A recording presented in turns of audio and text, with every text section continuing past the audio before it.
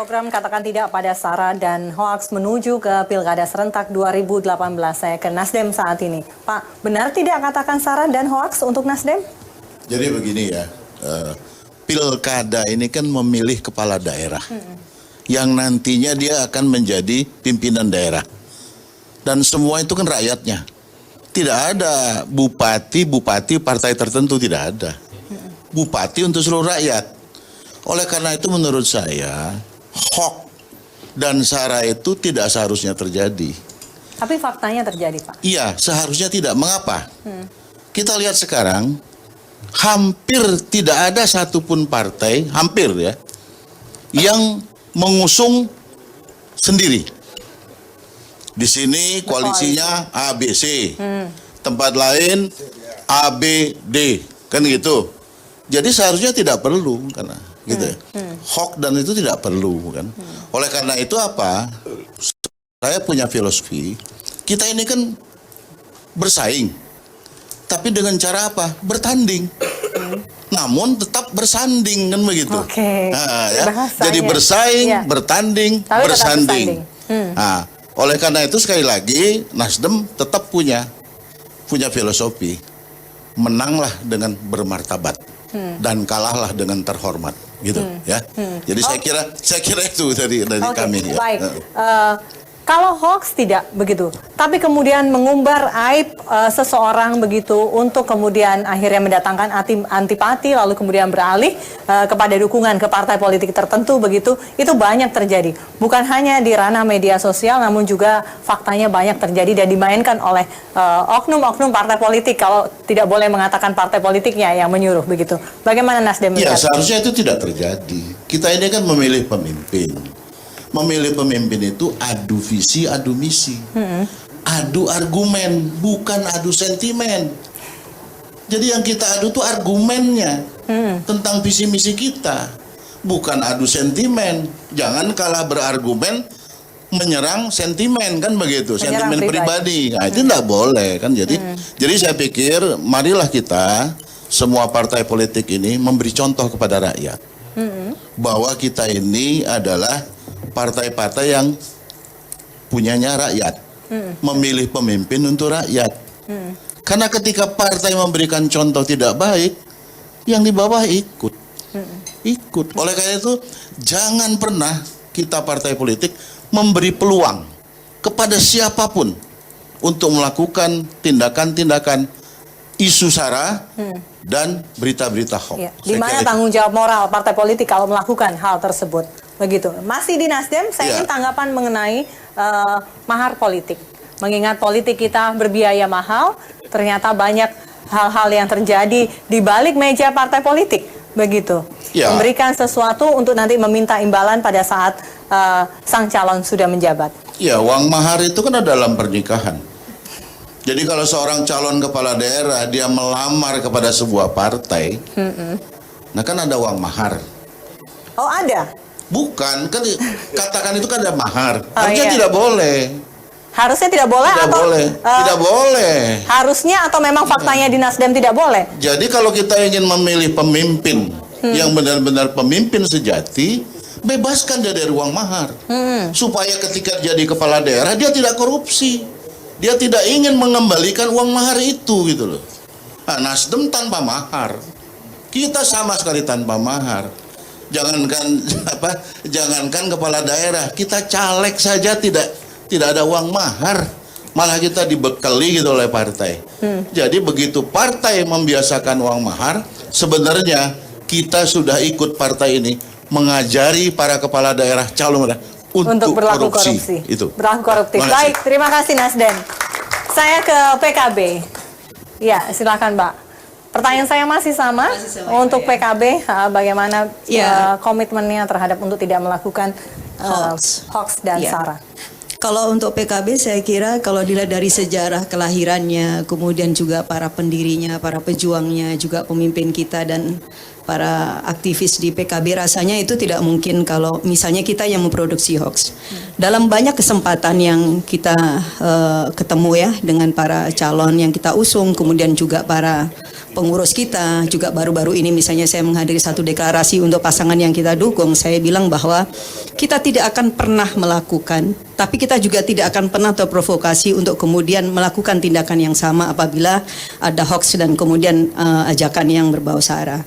Karena bagi PKB saya kira ini ada pertaruhan yang sangat besar. Kalau misalnya pilkada dan demokrasi kita ini yang diperjuangkan luar biasa loh.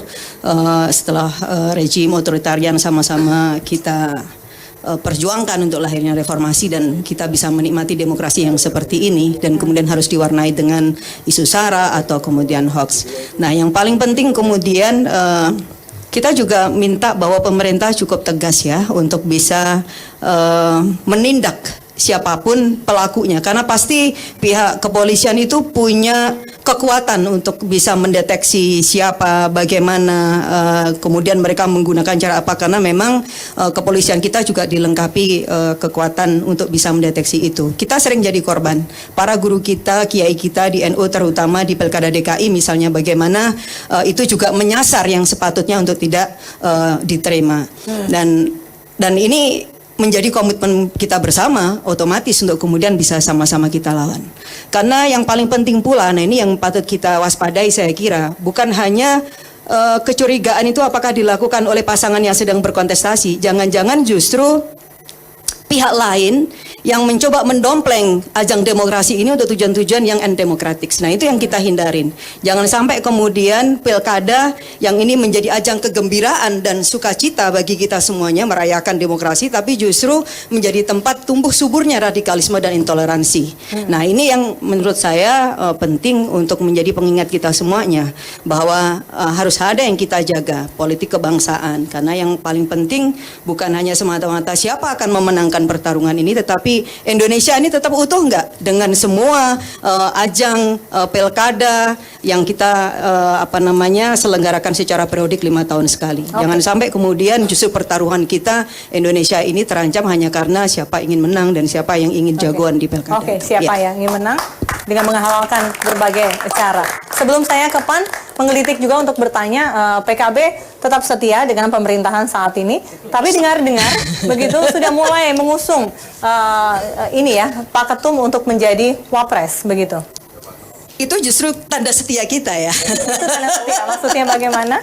Iya, kita sangat setia dalam sejarah itu masih gini. Gerakan awal atau ini negosiasi yang sudah dilakukan sejak dini hari supaya tidak kecolongan nanti startnya. Ya, yang belum mau kita 2019. sampaikan begini, ini mumpung ada Mas Roy juga, PKB ini nggak pernah punya sejarah berkhianat ya. Jadi selama 2 kali kita mendukung Pak SBY ya, itu kita tidak pernah berkhianat. Kita selalu menjadi teman koalisi yang baik. Meskipun tetap penting untuk memberikan masukan yang konstruktif, karena memang kita juga punya konstituen, kita juga punya aspirasi. Tetapi cara-cara PKB yang dilakukan insya Allah cara-cara yang masih baik. Gak mungkin lah PKB itu akan ngeluruk di jalanan terus kemudian kita juga menjadi bagian yang mengkritisi pemerintah dengan cara itu. Oke. Dan nah, persoalan Wapres tadi, saya kira karena memang Caimin itu salah satu kader yang terbaik, bukan hanya yang dimiliki oleh PKB, tetapi dia juga kader NU yang insya Allah hari ini yang terbaik. Dan saya kira memang sangat dekat sih, kalau dari Wapres itu menjadi Capres itu memang sangat dekat. Tetapi saya kira ini menjadi pilihan buat bangsa Indonesia. Kita harusnya justru bersyukur bahwa insya Allah kita nggak akan kehilangan para kandidat-kandidat pemimpin masa depan. Jadi kita punya banyak pilihan-pilihan sebagai siapapun, sebagai calon presiden ataupun wakil presiden. Ini hanya testing water atau sudah ada pembicaraan dengan presiden atau bagaimana? Loh, kalau pembicaraan dengan presiden kayaknya ada Mas Hasto. Tetapi kita sangat senang ada ada semacam sinyal yang baik yang kemudian tampak manis, dari survei bagaimana ya. Mbak terakhir? Kalau survei oke. Kalau dari kalangan internal kita bagus. Caimin memang menurut saya memiliki semua persyaratan yang dibutuhkan lah. Ada juga yang mengatakan selalu menjadi anak baik pada masa Pak SBY maupun pada masa Pak Jokowi, tapi selalu seperti di nomor 2 kan. agak tidak dianggap. Jadi akhirnya Nah, ini yang bisa menjawab ini harusnya yang Pak Jokowi. benarkah anggapan seperti itu atau PKB melihatnya tidak seperti itu, fine-fine saja kok, perlakuannya sama kok PKB dengan partai-partai Kalau yang fine-fine lain? saja ya tidak fine-fine saja. Oh, tidak fine-fine saja. Ini sudah mulai keluar nih curhatnya. Fine-fine nih. saja itu tidak fine saja, tetapi begini, yang kita mau bahwa hubungan kita sangat kualitatif lah. Kita menginginkan bahwa hubungan itu memang benar-benar menjawab apa yang selama ini menjadi titipan ya, titipan. Karena kalau Caimin mau tidak mau, suka tidak suka, harus kita katakan bahwa di belakang beliau pasti ada namanya NU, ada kemudian pesantren, para kiai yang mereka menitip agenda begitu besar, dan mereka juga menaruh harapan sangat besar kepada presiden ya, Pak Jokowi sebagai presiden kepala pemerintahan. Jadi sejauh mana misalnya pemerintah ini sudah memberikan perhatian kepada kepentingan misalnya pesantren kita gimana, madrasah gimana, nah, itu saya kira. Baik, terima kasih Ya, PKB. terima kasih. Sudah cukup waktunya, saya ke PAN. Masih dengan pertanyaan yang sama. Komitmennya apa untuk tidak melakukan hoax dan memainkan isu SARA? Ya, terima kasih. Assalamualaikum warahmatullahi wabarakatuh. Waalaikumsalam warahmatullahi wabarakatuh. Kalau kita lihat pilkada serentak yang ketiga ini, tentu kita patut bersyukur ya. Karena ternyata bangsa ini sudah berhasil melewati hal-hal yang dianggap sangat kritis. Misalkan pilkada DKI yang begitu seram menurut banyak pengamat, ternyata ya alhamdulillah bisa berjalan baik. Oh, pilkada DKI Anda melihat berjalan dengan baik? Iya, berjalan baik. Hasilnya kan nggak ada pecah belah terakhir kan, walau dalam pertarungan iya dalam kontestasi. Dan saya kurang setuju misalkan tadi kalau dikatakan hasil pilkada DKI itu karena isu SARA dan lain-lain. Menurut saya sih ya memang Anies Sandi baik, top. Ya kan, terbukti hari ini 0% dia luncurkan, ya kan, dia mau batalkan itu reklamasi apa namanya dan sebagainya. Janji-janji kampanye. Iya betul. Artinya saya tidak setuju. Ini objektif atau PAN subjektif? tidak setuju kalau dikatakan hasil pilkada DKI itu karena SARA, enggak. Ya, kemudian hari ini kita sudah memasuki yang ketiga. Nah, kalau dari lihat peta politik pilkada di 2018, saya kira di antara partai politik di tingkat nasional itu sangat cair, Mbak Vivi. Karena terbukti misalkan kami dengan Gerindra di 70 daerah, dengan PDIP di 51 daerah, dengan PKS di 61 daerah. Hampir semua partai politik melebur menjadi komunikasi yang sangat cair. Nah, artinya ada semacam kesamaan paham bahwa partai politik harus bersama-sama dalam melahirkan sebuah pemimpin, terutama kepala daerah. Nah, tinggal memang komitmen itu tidak cukup di partai politik. Harus diturunkan ke level-level yang berikutnya, misalkan di penyelenggara. Itu apakah Bawaslu ataupun KPU. Di kepolisian, TNI dan ASN dan lain sebagainya. Kemudian yang paling penting adalah rakyat. Nah, rakyat ini perlu memang kita libatkan secara positif. Nah, masalah hoax dan SARA itu ada dua sisi yang harus kita cermati, ya kan? Misalkan ada yang penyebar berita bohong. Komitmen kita, misalnya kayak nih, saya nih Mbak Bibi, banyak sekali di grup-grup ini kan, kalau berita bohong nggak saya teruskan. Itu artinya kan harus punya komitmen juga. Jadi jangan kita ada yang menyebarkan berita bohong karena ini menyangkut menguntungkan pihak kita, langsung kita sebarkan, itu nggak boleh. Nah, oleh karena itu hal-hal yang seperti ini harus kita hadapi secara bersama-sama. Artinya ketika misalnya ada berita bohong, tidak boleh juga kita ikut menyebarkan. Stop sampai di kita aja, nggak perlu lagi diviralkan kemana-mana gitu loh. Nah, tetapi dalam Tapi kadang masyarakat awam tidak tahu apakah itu hoax atau tidak. Seperti itu yang harus. Nah, inilah fungsi partai politik dari orang-orang atau masyarakat yang betul, tahu. inilah fungsi edukasi. partai politik, alim ulama, tokoh masyarakat, tokoh pemuda. Artinya kita harus sama-sama menghadapi tanggung jawab kita sebagai anak bangsa gitu loh. Nah, tetapi begini, dalam hal memilih pemimpin, karena dia sudah berani masuk ke area publik, yaitu mencalonkan diri sebagai kepala daerah, maka dia sejatinya sudah siap untuk ditelanjangi, kira-kira begitu. Baik dari sisi negatif maupun positif tentang dia. Ya misalkan kalau misalkan masalah fakta, dia misalkan pemakai narkoba, ya kita kan nggak rela juga misalkan di satu daerah, kepala daerahnya pemakai narkoba, mungkin dalam kampanye bisa juga sama, jangan pilih dia karena dia pemakai narkoba. Itu juga bagian dari pendidikan misalkan, ya kan? Atau dia misalkan mengaku agama Islam tapi nggak pernah puasa, ya juga itu bukan masalah SARA, ya kan? Itu bagian dari pencerdasan kepada pemilih. Nah, maka perlu dipilah tadi mana yang unsur syarat tentang penghinaan, ujaran kebencian. Tapi kalau misalnya ada ulama memberikan penerangan, kemudian pencerdasan kepada masyarakat, saya kira sah-sah saja. Karena kita dengan biaya yang sangat mahal, dengan dinamika yang sangat tinggi, kemudian waktu yang panjang, memang perlu menghasilkan seorang pemimpin yang baik. Maka saya katakan tadi, kalau misalkan seseorang anak bangsa yang sudah boleh berkhidmat untuk menjadi seorang negarawan, maka dia siap untuk dikritisi oleh rakyatnya akan memilih. Ya kalau memang dia ada hal-hal yang buruk, ya siap untuk memang diungkap. Dan itu bukan black campaign, itu ya mungkin kampanye negatif, itu nggak apa-apa. Karena pasti ada pro kontra dalam pilkada nanti. Ya, di era digital saat ini semua serba transparan. Betul. Jadi semua punya hak untuk kemudian membuka aib seseorang, tapi tentunya secara beradab begitu dan tetap dengan aturan main yang ada. Pemirsa dan juga para hadirin sekalian, karena tadi ada satu orang PDIP yang hadirnya terlambat. Sebentar Mbak, begitu ya? saya tambahkan dikit. Oh, singkat saja. Saya kira pesan saya kepada aparat, terutama Pak Polisi, yang paling penting itu netral. Yang penting netral. Yang penting netral. Anda Jangan melihat sampai kecenderungan kepolisian Republik Indonesia tidak netral kah? ya misalkan pada pilkada DKI, ada kan namanya Pak Namin Saman kan yang menghadang Pak Ahok atau Pak Jarot waktu itu dihukum 2 bulan misalkan. Kalau misalkan ada kejadian-kejadian yang sama, memang harus juga dihukum. Oke. Atau misalkan Abdul Somad diusir dari Bali, ya kan juga harus ditegakkan hukum.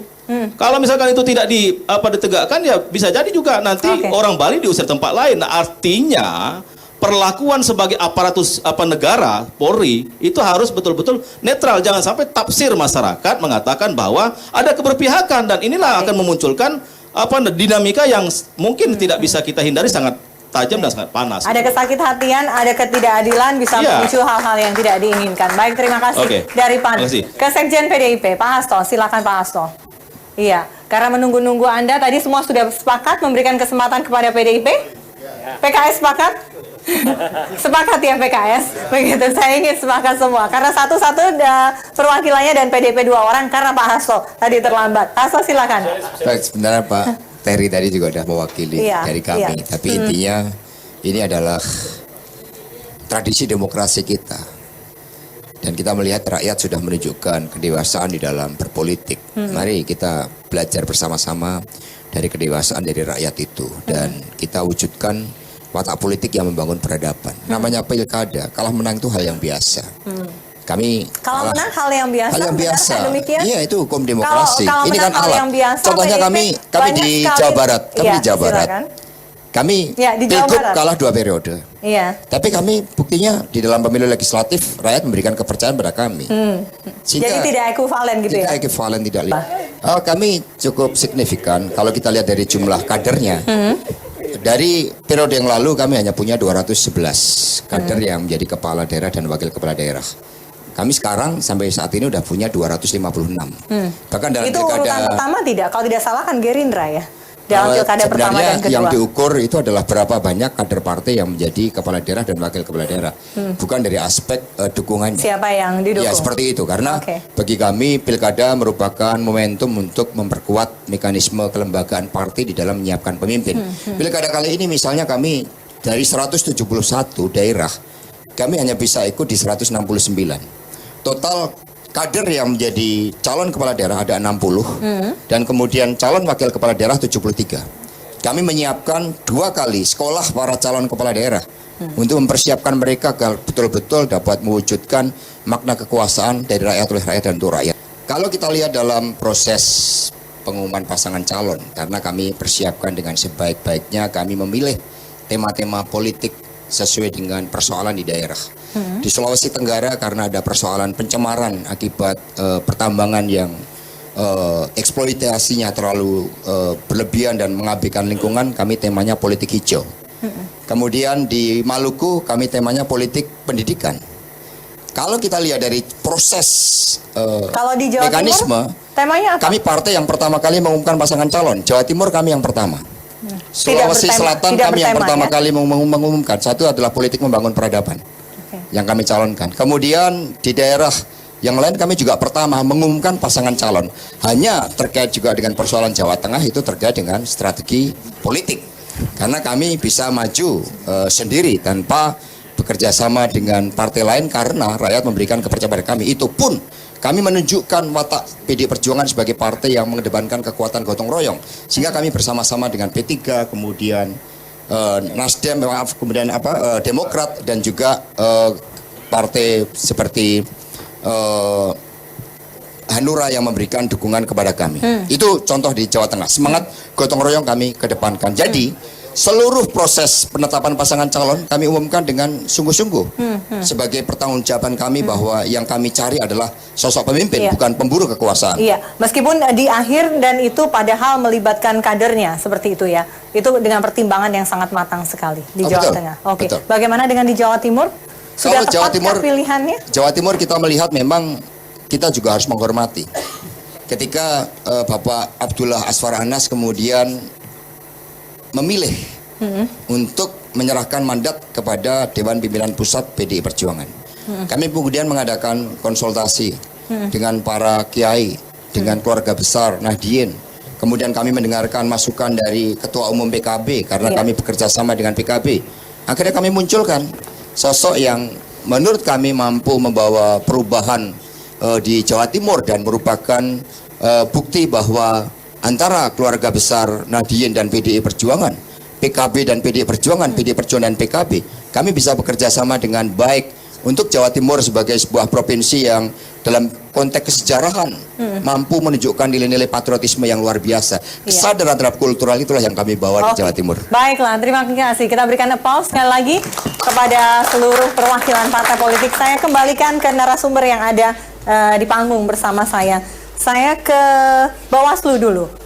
Tadi kritikan pedas dialamatkan oleh PDIP terhadap para penyelenggara pemilu KPU dan Bawaslu begitu. Tolonglah netral begitu, pergunakan segala kemampuannya semaksimal mungkin. Silakan dijawab, Pak. Ya, terima kasih. Terkait dengan masukan saya kira kepada Bawaslu penyelenggara, persoalan netralitas ada harga mati bagi kami. Ya, kami misalnya dalam proses rekrutmen Bawaslu provinsi, Panwas kabupaten kota, kecamatan sampai pengawas pemilu kelurahan desa, PPL lapangan, ini kami lakukan secara terbuka. Itu kan. Kami bentuk tim seleksi, yang tim seleksi adalah dari akademisi, tokoh masyarakat, dan syarat utama adalah non partisan. Ya.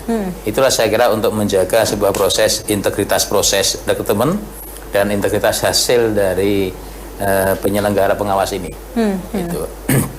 Yang berikutnya bahwa kalau kemudian dikatakan pemain baru begitu, bagaimana bisa nantinya mengejar kecurangan dan lain sebagainya dari para pemain-pemain yang sudah lama bermain di kancah politik? Kalau terminologi pemain baru dilihat dari misalnya karir, memang bahwa kami ini berlima yang memang dari unsur karir dari Bawaslu provinsi memang hanya dua, saya dengan satu Ibu Ratna Dewi, tetapi 3 orang yang lain adalah orang yang punya kompetensi pengalaman. Dan saya kira ini sebuah pilihan yang dipilih oleh Bapak di Komisi 2, ya saya kira itu pilihan tepat dan bisa kita buktikan dalam kerja-kerja awal ini, kerja di pengawasan tahapan pemilu legislatif dan juga di tahapan pilkada ini. Yang jelas kami akan menjawab komitmen kami atas kepercayaan rakyat, ya. Nah, sebagai penyelenggara kami akan jaga komitmen integritas. Dan tentu bahwa kami juga berharap meskipun kelembagaan pengawas formal ada Bawaslu, tapi kami juga mendorong partisipasi publik. Apa artinya?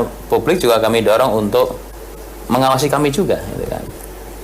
Mengawasi kami juga, bagaimana yang ada di bawah itu kan. Kalau memang melihat jajaran penyelenggara kami ada yang istilah kami masuk angin itu kan, ya ada mekanisme itu kan, mekanisme kami pembinaan, bahkan yang paling untuk melaporkan yang masuk angin tersebut. Bahkan sampai yang paling keras adalah bisa dilaporkan kepada DKPP, Dewan Kehormatan Penyelenggara Pemilu, dan DKPP bisa memberikan sanksi paling tegas sampai berat pemberhentian dengan tidak hormat.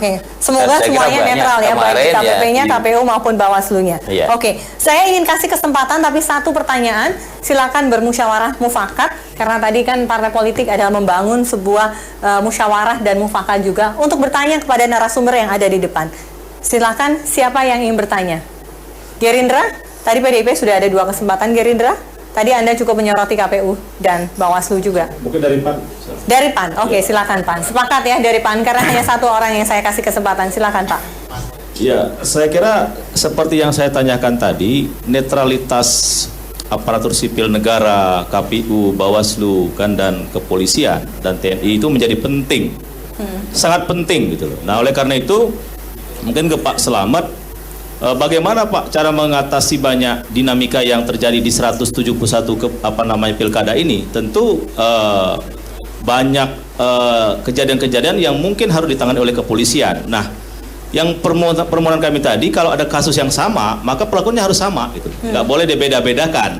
Tidak boleh Nah, dibeda-bedakan. misalkan yang satu ini dihukum, yang satu satunya tidak tidak. dihukum, yang satu Oke. diproses. Mungkin perlu komitmen Kapolri sampai ke jajaran yang paling bawah. Oke. Mungkin itu yang perlu Baik. kami pertegas. Baik, terima malam ini. kasih Pan. Silakan Pak Slamet menjawab begitu. Jangan yang tidak dihukum, kalau tidak dihukum yang membela pemerintah tidak dihukum, yang tidak membela pemerintah dihukum begitu. Ini saya kepanjangan ini loh ya dari begitu mungkin maksud hatinya Pan. Silakan Pak Slamet. Tunjukkan bahwa memang Polri netral baik di atas maupun di jajaran di bawahnya.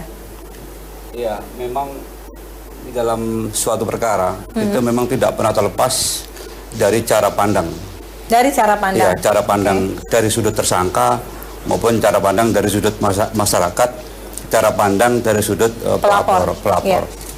Tapi bagaimanapun juga penyidik dan penyelidik dan semua petugas kepolisian itu selalu berpedoman pada prosedur, berpedoman kepada undang-undang. Ketika kita menyimpang dari undang-undang, justru akan menimbulkan masalah pada penyidik sendiri. Dan polisi, penyelidik dan penyidik tidak akan lepas dari fakta dan bukti. Tidak ada unsur politik yang mempengaruhi sebuah penyidikan, Pak? Tidak boleh. Tidak boleh. Dari sisi Di akhir undang-undang, kata, top down dari pusat sampai daerah dari tidak akan pusat ada. sampai ke daerah tidak ada undang-undang yang menyangkut soal kepentingan, yang menyangkut soal background, yang menyangkut soal politis. Tidak boleh. Kalau itu dilakukan maka akan menyimpang dan itu justru akan berbalik kepada petugas sendiri. Karena apa? Antara fakta yang satu, antara bukti yang satu dengan yang lain tidak ada persesuaian. Maka yang terbulut adalah petugas sendiri. Oke. Maka fakta, bukti itu harus dipegang teguh oleh para Oke. petugas. Baiklah, terima kasih dari Polri. Ya pemirsa, nanti di segmen terakhir kami akan kembali dengan wujud komitmen partai politik peserta Pilkada 2018 maupun Pemilu 2019 untuk mewujudkan komitmennya untuk tidak bermain-main terhadap isu SARA dan hoax. Tetaplah bersama kami.